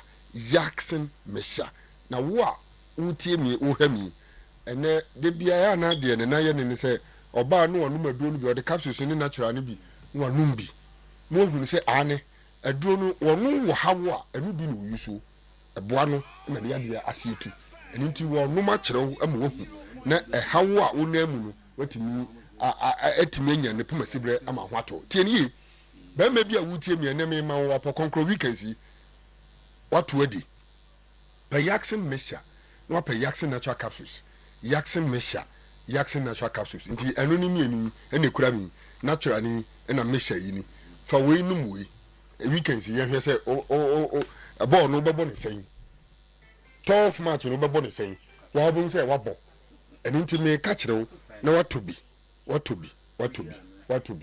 de tobi Jackson natural capsules any Jackson mesha me see weekends wo de ball no a wo koboyi ade bia wo koyi ade bia wo hwe na ball no se de opese wo bo manu ko wani ma ho ye den no Jackson natural Jackson cook and Jackson natural capsule Jackson mesha na wa kabum wa blending no na ubetu adi 0244723541 0244723541 be ma o mensam nya adwuma o pese o di mensam a o pese o ko wanim o pese o pem na o ye be ma adwuma na wa ngu ma anim ase anadwo ne awia ene anapa awia mu hodi a mesrew tie to Jackson natural capsules mena na se me ye na wia be ma bia wo se wo da wia wo ye kwadwofo nti wo de anajo asem na me ka kire we anajo de e de nya nipa bia se wo da obode bonda e ma wo se obody no reflection ho nti pa Jackson natural capsules Jackson mesha na be ma nom ne di mensem wo te de mu anya dene na anhwa no bi do se kan dwa nanka de bia e be ka kire wo se kwaku papa kofi papa desmo papa aden nanka wa hu na aha ye okay say dey ya num no na wo kire tifo ni adofo okay enyi odofo o he me we Jackson natural capsules ni you know if I show photo so me why Jackson natural capsules ni na bi on fa me to so aha na fe ene kuta me afi hey you can see jaba o match yam nam kan yo over contract na if I told I feel Jackson Mesa and the piano. Come if it was na ka bi bisa so over contract weekends and the any was some. ne si de esi adu no madru and yes And the any was some. you wanu Jackson natural capsules momin ko amim kakra and wanu Jackson Mesa na me bisa nse ke weekends over contract so on contract na so wo so free and kan na be kuma si ya asemo no pe Jackson natural capsules na pe Jackson Mesa ya na mo so matesi bi wa kire ho me so be bia na me rekosunya yo mai oba de anka benum bi oni kwentimi no minim de beba intime ma wadru papa no wanu mamadru na aboaw ama hoto Jackson natural any Jackson capsule me pacho we ye be ma na pe mamadru a we no wo de yi edru yi wo de te se de wato bo ba ko ekum no ma mienu se be ma obemum eye wo ya obemum efiri nsuo obemum se be emu kakaw ase kukujo bi ninam ho pimples bi sisi wo nsuo fufu bi firi obemum ba onum Jackson natural Jackson cook ni Jackson mesha no a e clear sa de ni nyina firi so eno no boa ma nsuo fufu o se ehie o se aye ketewa o se infections bi a wanya bia no eyi ni nyina firi so nti we no nye se wo num se be so mesere me kan o nye we nya foodies nye se wo hu se oba no da ho no afi ne na wo banum wo fa we mienu na wo yi mesha yi bi aboso na obi ehu se ane wo be ma dabi ene ya wo bregu he wo motaw we no yade no ama obema no afon yade no ama obema na ayeketwa aye sabi te said ehi secondary no eno na Jackson no ekoyi sa nsuo no efiri wo ba sa obema no a entimi nyina ho yie no ekoyi sa ade no efiri so nti eyi firi ho a bema no ye bema no ankasa ba gina no ho na wa epemem no tuma gina so ache wa obo petepetere yo tie ni wa ukọ adwuma mu a ukodi asem ohini kodi asem obepie no na sabi eson ne chacha ho nyina asem wadi fo so yegu ni shire na ehu nyina ya bisibisi basa enko yi wa ohwa enko yi na na obi so kafra mekan so enko obodogi oso obodo wo si masa da ho na manya mo adanya bibi na pampan bi efiri no ho wo no hinu mu na ahunte wo yo ba me se pe Jackson mesha ani Jackson natural capsule Jackson mesha ani Jackson natural capsules oba beyi sa nsuo fini nsuo pampan bi ewo mu trokane amaman bi eyi ase nkruma ne nyoma hodo bi ebeyi infections ni nyina ama wa yo ba mu ba ase ba wu se wo se na ba ma wo so wetumi agina brane na akọ nkodeme akọ adim ba ma na to bi nnum ba bia ye to bibiduro to aduro bia no busa se opa Jackson natural capsule Jackson mesha Jackson natural capsule Jackson mesha na be bo ama to di mu ayedene ayi infections afiru so ama osisi mu so ene nyoma bi afiru so e ma no ma apokonkro bi muntie oba bi a wuntie ni bia pe Jackson co capsules na pe Jackson mesha na kan ho asema kire wo akire tie ni yi oba to Jackson co capsules Jackson mesha na mama wo flatomy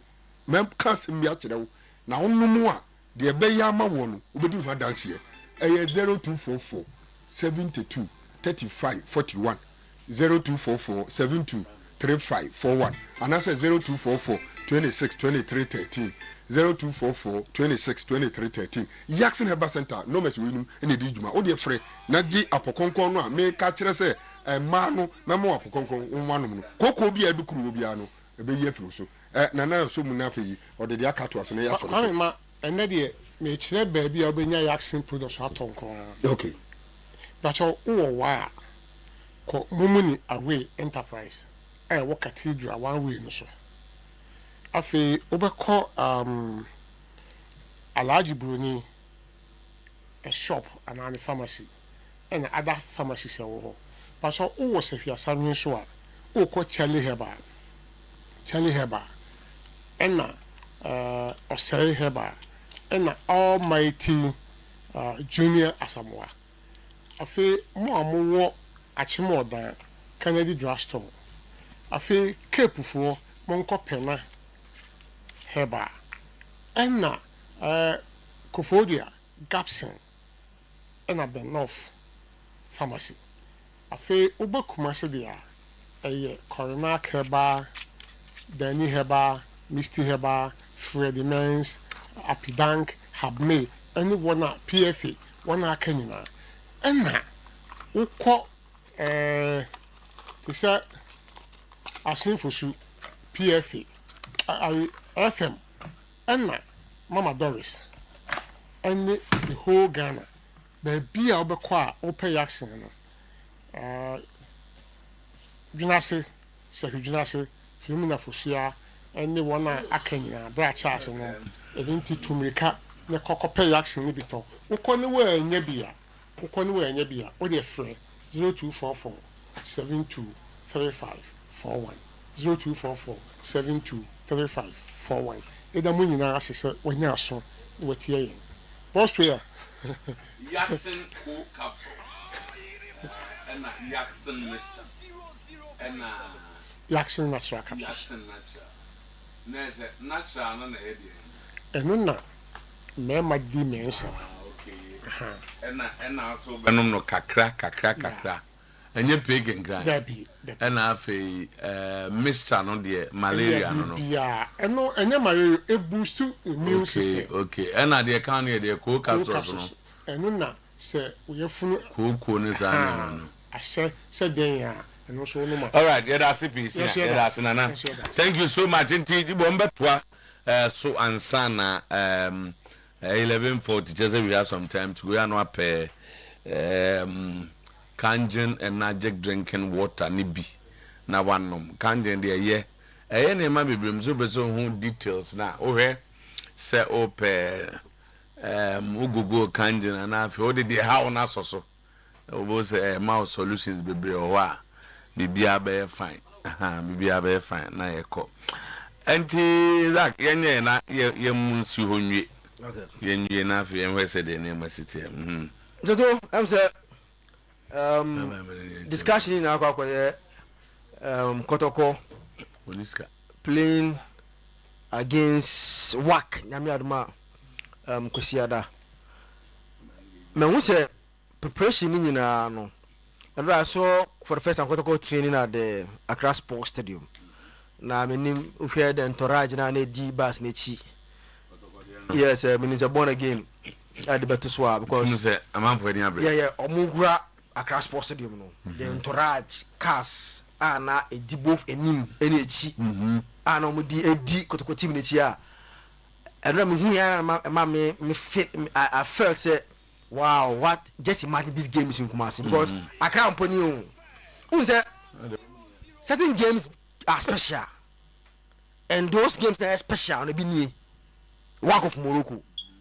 And one Edin everyone own supporters a DH a dom eba and side game bakuni because Kotoka bought Africa Wakra above Africa Wakra. But you see such commitment, such young for the DH you know like previous ones okay. It's a good one. And that you know I monitor you know. Albert still didn't involve himself much in the training. And it was one of the issues now. I'm saying I'm gonna room. Oh, okay. You got the entourage. We're training no. Training no more. Oh, okay. Na no de pa entourage na. And my players the ground was Asemo. Ha, it gives players with bass no. No share.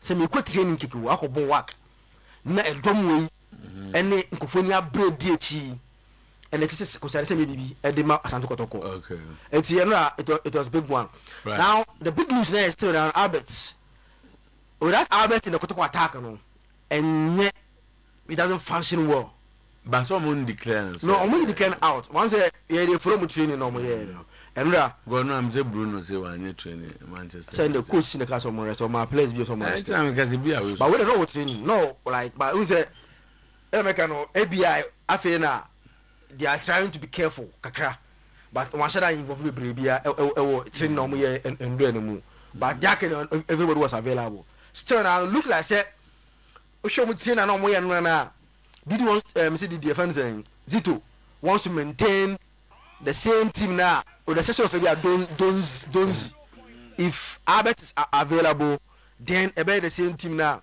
or they are born the last two games now or use you in terms of lineup and defenders in the same team the same midfielders. Then Albert comes in for the Guinea international. It looks as that team now or maintain normal. I like the excitement that is building up for this game, you know, and that is the players in there. So there's something at stake. Okay. Which they have to get. All right. Na me ye video bi ho adwuma. Menim say solo e wo ho na obaye video na me de maya. Because of time, but I think games I ahwe, especially e wo kotoko first African game on boy home and away no. So me ho ade ba ko bi. Na e be say yenyina na ya adwene koso. E bia na coach Karim Zito na ne mrantin be no obi Zito bi ehwe sa ade na. And it's also one area of Africans no more strong. Yeah, ball long balls to a target man. Target man mostly a number 9. No, now Mr. to hold their play to others for others to come. Say solo ever me have a video now. Made the 2 videos. And what was that? They kick the ball so well. Yes. Kotokone Kwara. Ewa Accra Sports Stadium. Ena Kotoko ene Kwara ewa Abeokuta. Say na Kwara for second goal no. We kwada na short pass. With Kwara attack and na chi ehwe the goal post. Zutu. Ohodi a play no. Defender na Kotoko defender na wo gina Kwara attack adachi no. He was able to block the defender. Me ye sure say oblock defender na. Omo ho ne babeboa. But no be a gina shade the only defender and hold their play inviting the player no be far ball no ball on the net. The same strategy, Kwarafonya free kick. Ewa Abeokuta. So to ball no, the same player hold their play this time around inside Kotoko 18-yard box. The difference is onya the second man no, na mzo to ball on the tokune. Solo wa me video na che Solomon Kata nanka ye video ho adwuma mam sisi nanka amanfo hwe and esibe 2 or 3 times in the game Kotoko Heart of Lions bi to mi hu bi Kotoko Chelsea mi hu ye Sadia we ya Kwara fo ye omo munim ye ma na ye fe end of Africans especially when they are playing away games away they always have their strategy. Don't expect them. Omaya no mobile omoba western part of to ya no mo ebie game ni ebo no.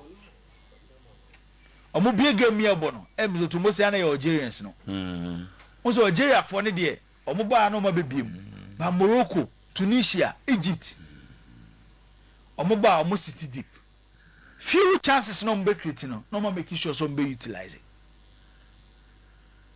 Enti coach Karim Zito ene ne mrantie no Zutu de si wo Kwara obi o hwe Kwara game home na we bia no Zutu ya de obehwe 2 Kotoko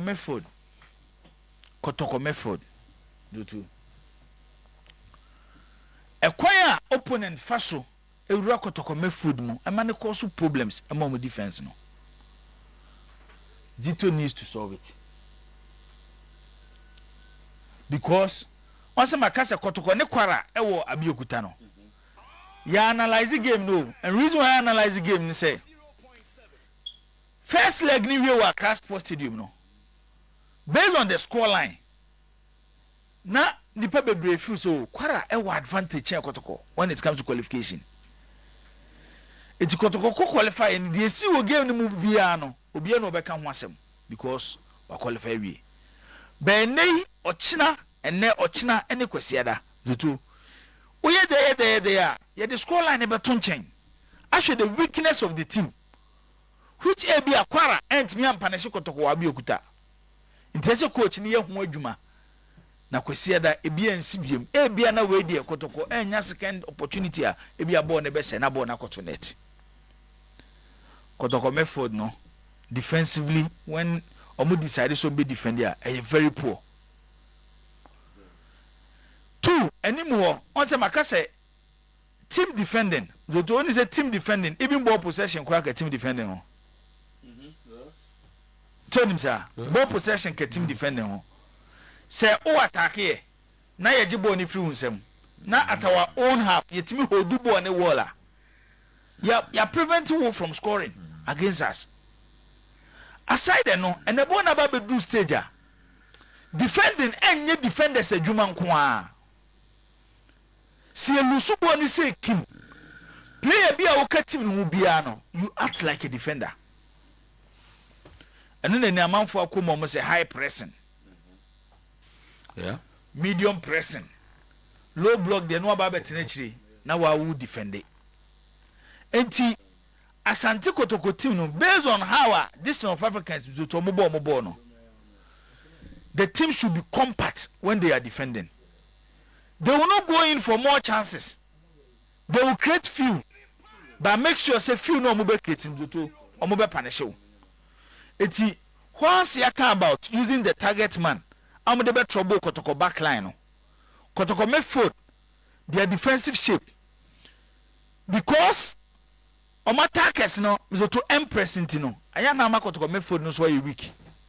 And it affect the whole setup of Kotoko team no. Eti bema boda ene kakra ebe no no. Nyame ya aduma wo china. Yebefa other areas na aka no. Then how they should attack and score. Yes, near work so team no. I've been able to get some few matches on my ball. And the come of so one area they are very strong. Your wing play. Very very strong with their wing play. This time around, Mizoto Omon cross ball so much into opponent in the box. Now the Omoyeni say when the wingers Mizoto any opportunity they try as much as possible say Omabe kutabo on the other opponent in the 18 box. Eti yaka Kotoko me for the ball. Yes, yaka Kotoko defense. Full backs no. But some corner and the Omo they use. Oh, some answer one thing about them they say North Africans they are like how they think they are like the Germans and as take Europeans never. They believe in height or certain areas. Omon for defender kwa. O they are home defenders, they are home height. Omon for attackers kwa. And today are home attackers from why. So Omon for was a defender and to Tony Heighter. Maybe our exceptional quality be. Our binibi. And now we are attacker, especially almost strikers. Now we need Heighter. Maybe our exceptional quality be. Omo look out through the market, maybe on pay no my own kwana will be. Okay. Eti nyame ya adom ochina omo so to ya be hwe omo weakness. That's right. Ni ya be Kotoko so strength how they can use omo weakness to also punish them. Eti kakra and no captain kakra. Yes, I met Kozito. Me nya encounter kakra just after Kotoko ne baby any go stars. And I'm me discuss how Kotoko omo too porous. Omo allow other opponent to enter omo a passage team them. And I'll catch me say in their game against Babiani Go Stars, or the two different approaches. One was how Kotoko attack Kwara in Ghana here. I almost share that as a 4 goals, right? The two was how Kotoko defended in Nigeria against the same Kwara. Dwakambo. And I'll combine all the ball Go Stars. Okay. So I decided to watch him again. Only nations. So because I give me he does that perfectly. Okay. The same way. Okay. In the in the nations game, a game Kotoko could have won that game. Okay. A game was a nation goalkeeper man of the match. It tells you how Asante Kotoko was in the game and it would Entino can make us or china but so they be ana. Na ya twaso. Na se go na se me that. There be what's up. Na se una me that. What's up? Na kami ya imsega ze chana go twaso na me kai say. Oh, okay. Na se me da banya na se. So boss, boss here corner say Danny Bia di be funny breakfast, oat, cornflakes, Gary Soakins, impo say whiskey and panyimfo motranse amode di mo nkomo no e filo milk ena ye di bi fra na bibia so aye kama e de ama e filo milk no protein calcium and vitamins so ma eboa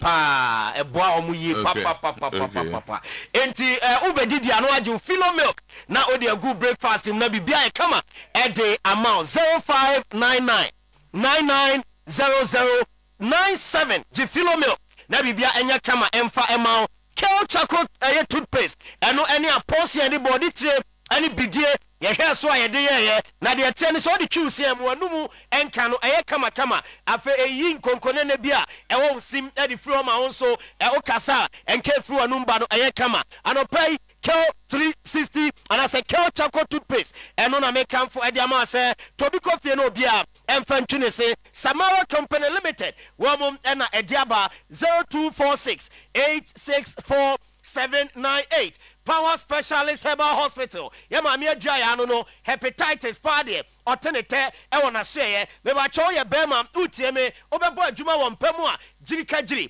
Mr. and then the capsules pebinom na fire juma ewo empem yade ahodo a e power specialist esa ulcer any fibroid e kan for any chem ewo kumase obehu no ewo feyi asebosom kekwan ne so enkran or kwabenya ACP ekwan ne so frame am ye dua ya ewo 0244 544 422 now no edi enkomo eba phones ese brana se fasika beto phone na se na je phone no na watwe bia no atua nkakra ekopim so betua wie entu hia sika kese na wo ato phone iPhone bia a opa bia ne bra ye no be nhyehyɛ ne ama obi na wo nso atumi ato Ghana card pe e na ode ba na wabejo phone kumasi adumaje kum dan ne mo ye ne Mikado Plaza edi anim hwe enkran ye wo sek American Mall and afa so ye wo more on block A shop 21 Freya 0200 689 170 Eba phones and accessories the no bibini Toma Plus ulcer hudo nyina no eno na etu ase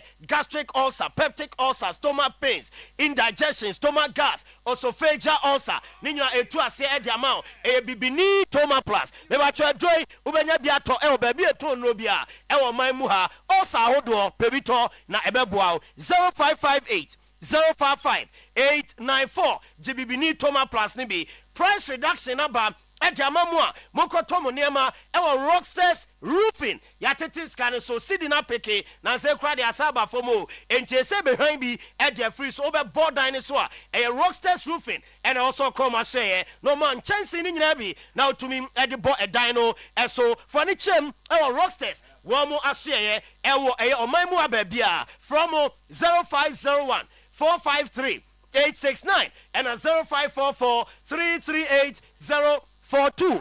I bought 20 motors and so frail as a open Toyota any Honda car padia Chromua onope and a MLB Toyota ahodo any Honda cars ahodo nyina wo bo be mo bi na wato ebo no wo form nantia kama for ni chem e wotano so me ba cho yo agrika and ya Santoa school no edi animhwe for I bought 20 motors na jo Honda and Toyota cars no 0249 849 972 Franco Trading Enterprise store phone bia opebia any accessories ewo omo say omo ena ema ni nyina bia to home appliances subenya bia to ewo Franco na say anopaya ejaba jewelry ewo Kumase Challenge Bookshop afa adum Malcolm honoma ena Kofo Clinic enhwe animu me wa cho wramu a Franco ne offices no wabie a offer se brabeto phones ewo na say na accessories eka 0245 316969 and a 0560 684147 Je Franco Niamanom Ebi afe udwani chemu ensom ewo Imboost Herbal Mixture and I say sharp herbal around waje Imboost Herbal Mixture ni bi post in your draw esayade pi ewo nipadua ni mu diabetes ulcer cancer hypertension candidiasis afa body pains menstrual pains any disorders ni nyina no eye post ni adro ni bi na hoje na wanom ba bi eton no ubenya bi ato 0246 208 496 and 0261 138149 also agi post in your journal a beloved group of companies and so from about open techno at all open laptop Samsung Infinix Itel me watch open chargers hands free any power banker any Superlovic ND and Komo Okowa the open piano one benya beam at the amount a doom your Prudential Bank KJTB MTN afe PZ yani GCB Bank you know a DN here Chromwa their branches you know AAP friend Superlovic 0501 63 5620 and afe 0501 635621 Pepsodent Cavity Fighter toothpaste and also a ntokontokura wɔ sen no mu nyinaa ɛde afiri mu abra wo nso adidi ama akwahyehyɛ ɔsem ama ɛsei ɛde problem ɛbra ose no ogye Pepsodent cavity fighter toothpaste a hyɛ ne nso ɛsɛ ne pro fluoride ɛne macrocalcium ingredient wom no ɛboa ɛsisi ntokura manka ɛfiri w'anom no ɛba no ɛyɛ hwam na ose no ɛnso ayɛ fitaa ogye bi ɛde akɔfie 175 big family pack 120 gram ajakwa pack ɛna afei 65 gram any 12 gram sachet o tobi na odi akofie nkwada ne yusu na mpanyimfo yusu na obia enso e de atwe ne se kama na bibia aye fine the amount we know Ghana Dental Association ajatum se Pepsodent cavity fighter toothpaste no ena e wo se ye de etwi ye se enti Pepsodent every smile matters entino adwuma kwa down ena wo mo kan wa ye di dwuma de ne ba ye Pepsodent afei Superlovic Phones, Imbus Herbal Mixture, Franco Trading Enterprise, I bought 20 Motors, Rockstars Roofing, Bibini Toma Plus, Eba Phones and Accessories, Power Specialist Eba Hospital, and a face Kel, Chaco Toothpaste, and Philo Milk. Womo and a boya, ye di Jumadieno, Eba, yes, sorry. News team no, I a crowd ewaha omode, a prem tubreka se bono etwaso. Ede amamu nyame ya domwa 4:30 p.m. yenhia Highway Sports ebebo akwemu ewo Yepa 100.7 FM yeko